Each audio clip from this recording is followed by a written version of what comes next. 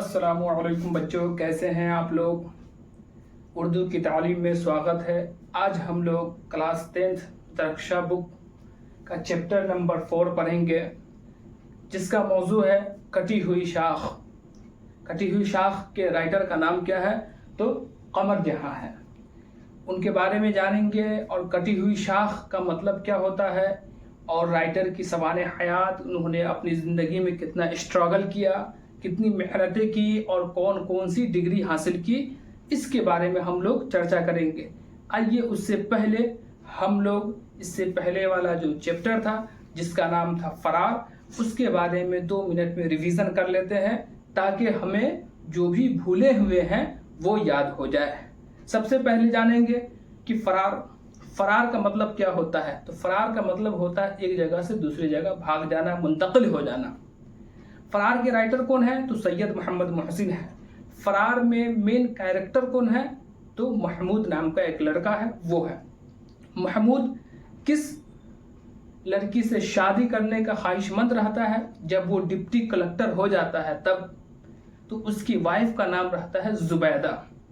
इस कहानी में 2 दोस्त का भी जिक्र किया गया है, जिसका नाम है, एक का नाम है अजीम, एक का नाम है कमाल। सैयद मोहम्मद मोहसिन इस कहानी में ये बताना चाहते हैं कि यह एक कहानी नफ्सियाती है, नफ्स से रिलेटेड है, घरेलू है, जिसमें एक बच्चा जो 10 साल का रहता है अपने घर की उलझनों से परेशान होकर, अपने वालिदैन की बदमाशी, अपने वालिदैन की आपस में नहीं मेलजुल होने की वजह से सैयद मोहम्मद मोहसिन इस अफसाने को नफ्सियाती बताए हैं।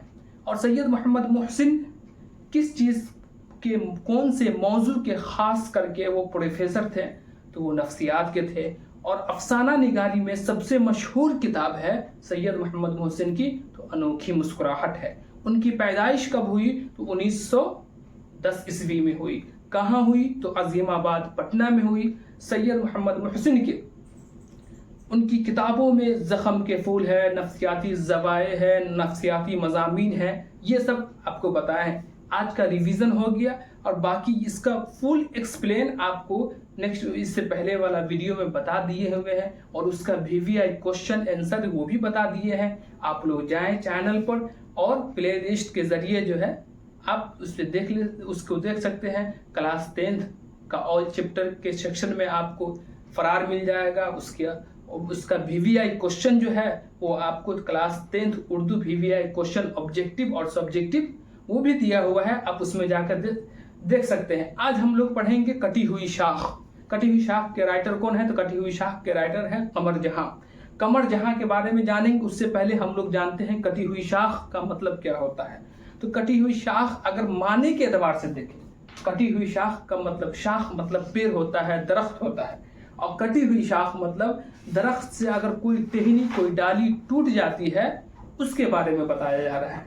अगर इसको हम कहानी के एतबार से बताएं तो ये है, कटी हुई शाख एक घर का माहौल है और उसमें जब कोई घर का बंदा, घर का लड़का अगर अपने घर से अलग हो जाता है तो वो उसी के मानिंद हो जाता है जैसे कि एक दरख्त से, एक पेड़ से डाली टूट जाने के बाद उस डाली की कोई औकात नहीं होती है।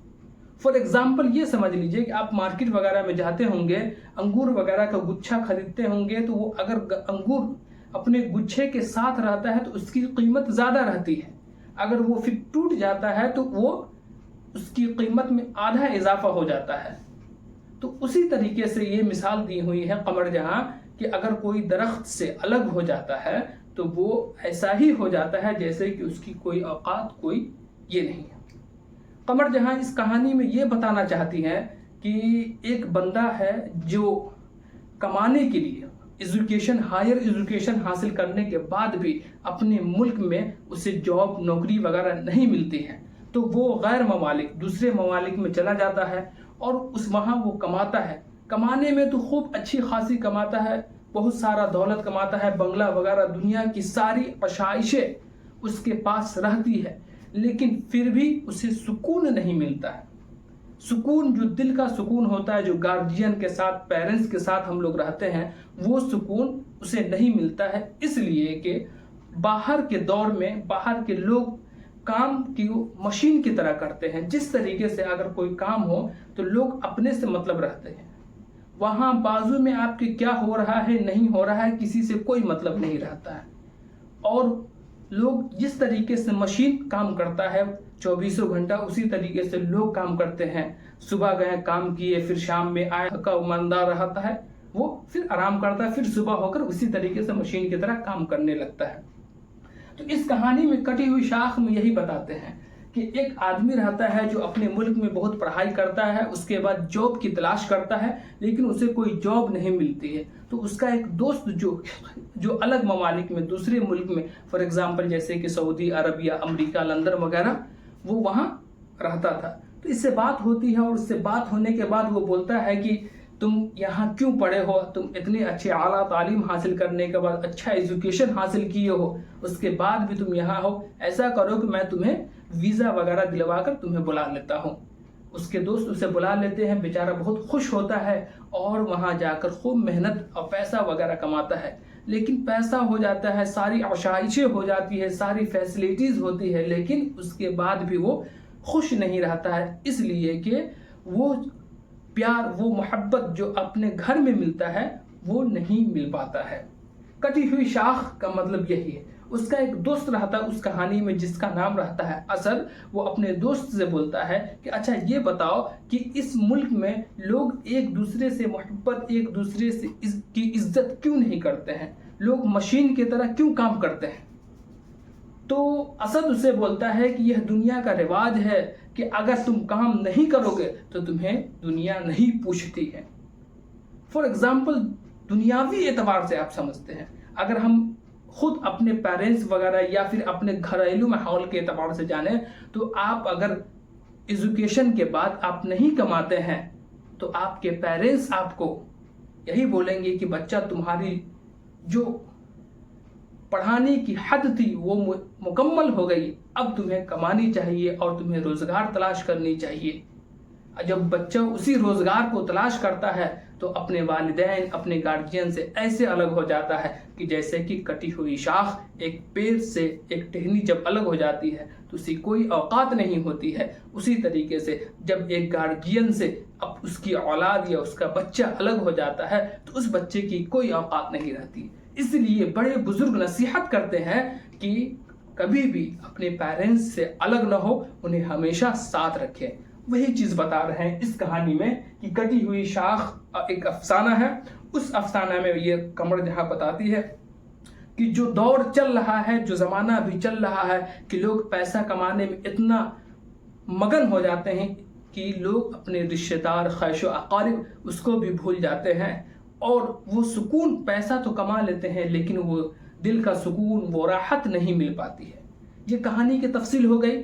अब हम लोग जानेंगे कहानी के राइटर के बारे में कि कहानी के सवाने, इस कहानी के जो राइटर हैं किस तरीके से इस कहानी को पेश किया है और कहानी के राइटर उन्होंने अपनी आला तालीम कहाँ हासिल किया।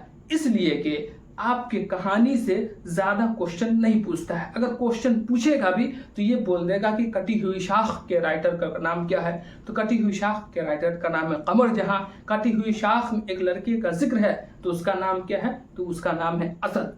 और कटी हुई शाख का मतलब क्या होता है, तो कटी हुई शाख में एक घर के माहौल और जो साइंसी टेक्नोलॉजी है उस चीज़ के बारे में उसमें बताया गया है कि लोग जिस तरीके से मशीन की तरह काम करने लगे हैं वो अपने आप को भूल जाते हैं कि वो खुद क्या है, बस मशीन की तरह काम करते जाते हैं और पैसा कमाते जाते हैं। आइए हम लोग बोर्ड की तरफ ध्यान देते हैं और हम समझते हैं कि इसमें जो मेन टॉपिक है, जो VVI क्वेश्चन है, वो आपको किस तरीके से पूछेगा और राइटर की हालात जिंदगी के बारे में जानेंगे। देखिए सबसे पहले आपका ये बुक का नाम क्या है, तो ये दरख्शां दोम है।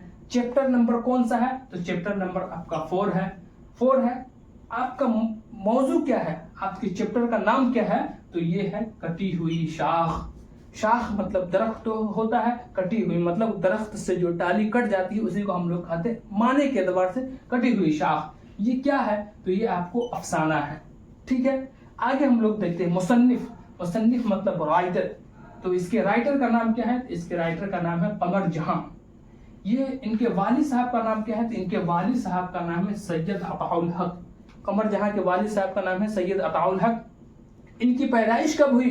तो इनकी पैदाइश बुक के एतबार से 1951-52 है, और ज्यादातर आपके क्वेश्चन में आएगा तो 52 आता है, तो उसको आप आंसर टिक कर दीजिएगा।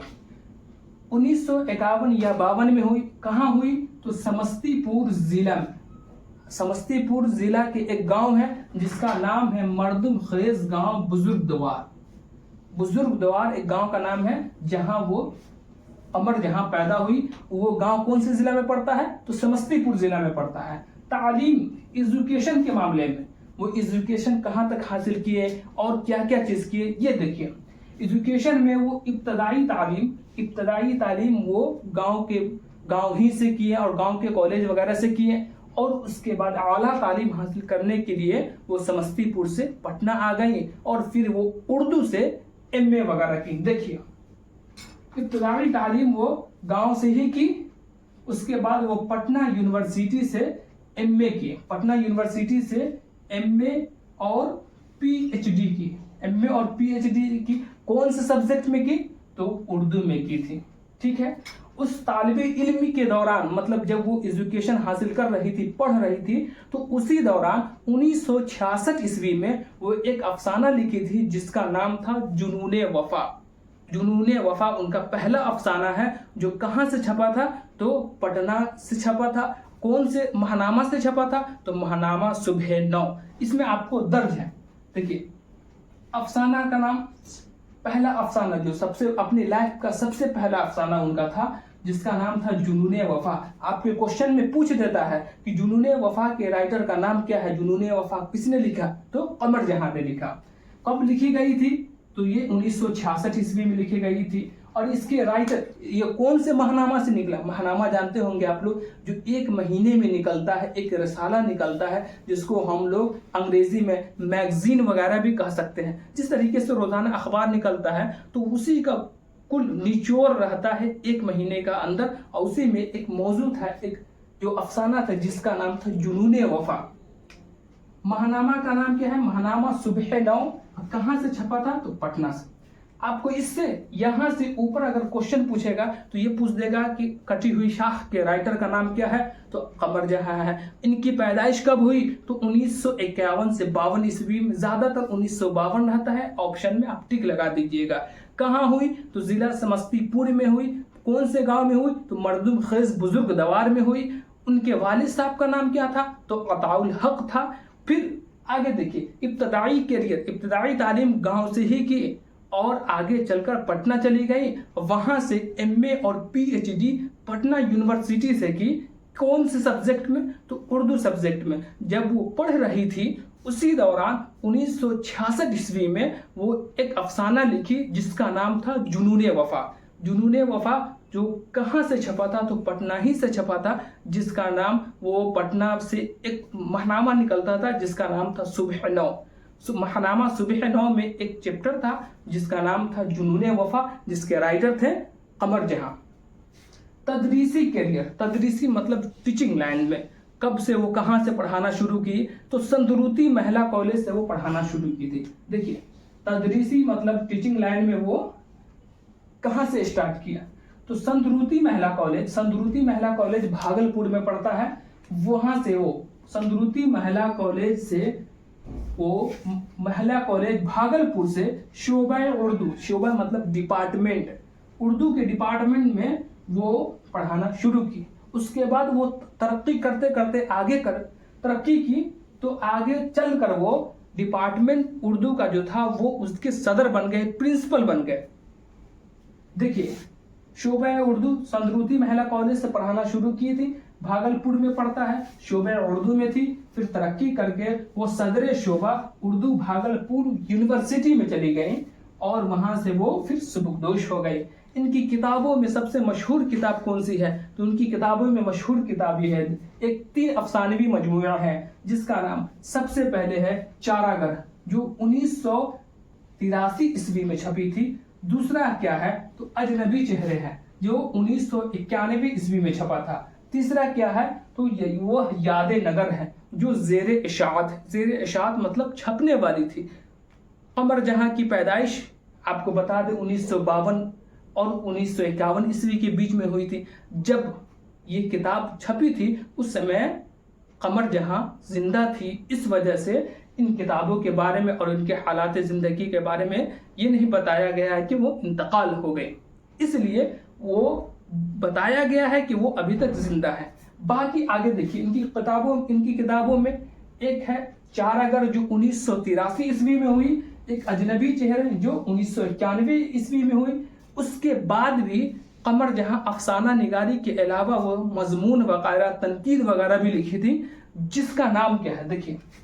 एक है अख्तर शिरानी की जिनसी रोमानी, उसके ऊपर भी वो लिखी थी, अख्तर शिरानी की जिनसी रोमानी। एक था मियार, एक था हरफे आगे ही, उसके बाद तनकीदी मज़ामीन, उसके बाद है आपको कलाम अब्दुल्ला हाफिज मुश्किपूरी, ये उन्होंने उसके ऊपर तनकीद लिखी थी, मज़ामीन वगैरह लिखी थी। ये आज आपका चैप्टर कंप्लीट हो गया।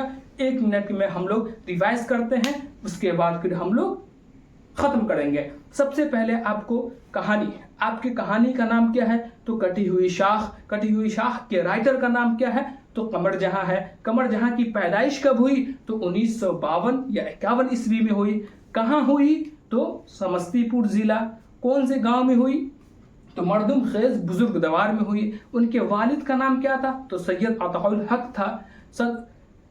कमर जहां तदरीसी करियर मतलब टीचिंग का लाइन, वो कहां से स्टार्ट किए थे तो भागलपुर संदरूती महिला कॉलेज भागलपुर से उन्होंने अपना तदरीसी करियर स्टार्ट किया था। आला तालीम हासिल करने के लिए वो कहाँ गई थी, आला तालीम हासिल करने के लिए, हायर एजुकेशन हासिल करने के लिए वो पटना यूनिवर्सिटी गई और पटना यूनिवर्सिटी में वो उर्दू में MA और PhD की। उसके बाद वो संदरूती महिला कॉलेज में वो जॉब करने लगी, जिसमें वो शोबा उर्दू डिपार्टमेंट उर्दू में वो लेक्चरर की हैसियत से बहाल हुई और तरक्की करके भागलपुर यूनिवर्सिटी में वो सदर शोबा हो गई, मतलब मेन। उसके बाद इनके अफसानों की मजमूए 3 हैं, एक अजनबी चेहरे हैं, एक चारागर है जो 1983 ईस्वी में, अजनबी चेहरे हैं 1991 ईस्वी में, एक यादे नगर है।